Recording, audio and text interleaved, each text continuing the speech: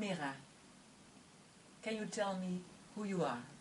Yes, I'm Myrra Vernooij. I'm a professor in psychosocial care for frail elderly people, and I'm working at the Radboud University in Nijmegen. I'm Yvonne Engels. I also work at the Radboud University Nijmegen Medical Center, and I'm coordinator of pain and palliative medicine research at the Department of Anesthesiology. Together, we are the coordinators of the EU project IMPACT, a project that aims to implement indicators for the organization of palliative care for patients with cancer and for patients with dementia. As you probably already know, the WHO made a definition of palliative care, and I have it here in front of me. Palliative care is an approach that improves the quality of life of patients and their families facing the problems associated with life-threatening illness through the prevention and relief of suffering by means of early identification and impeccable assessment and treatment of pain and other problems, physical, psychosocial and spiritual. In the past years, several sets of indicators have been developed to measure the quality of this palliative care. And one of these sets was developed by me and my team in another EU project, Europol, and we developed a set of indicators for the organization of palliative care. We published it in a beautiful book. I think I gave this book to you. And we gave some lectures at the EAPC conferences, and they were also published in several scientific papers.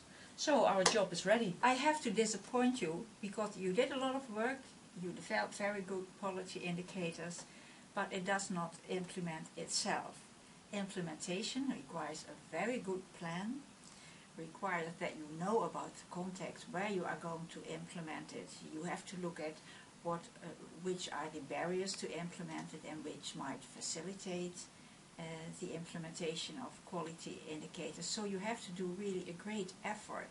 You have to help people to implement it, and you don't know whether it's implemented unless you evaluate it. So it should be evaluated as well.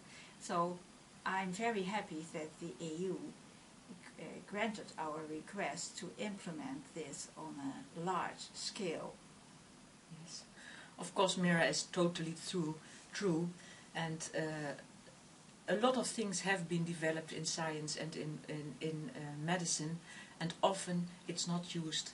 And this project will take care that all those things that are developed in the past years regarding quality indicators for patients with cancer and patients with dementia will be implemented. Yes, you say a very nice thing about this project, because for the first time we combine research on the dementia care and on cancer care. And I think this is very important because we can learn from each other.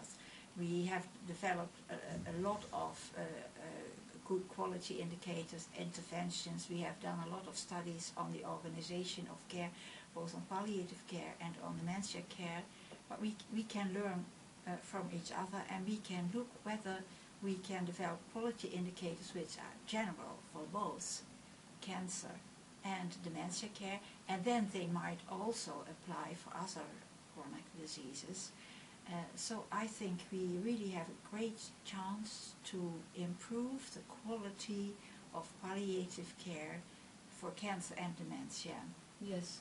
And in fact, we also implement the WHO definition, because until 2002, palliative care was restricted to cancer care. And by combining cancer care and dementia care, we implement this definition, so that's also very good.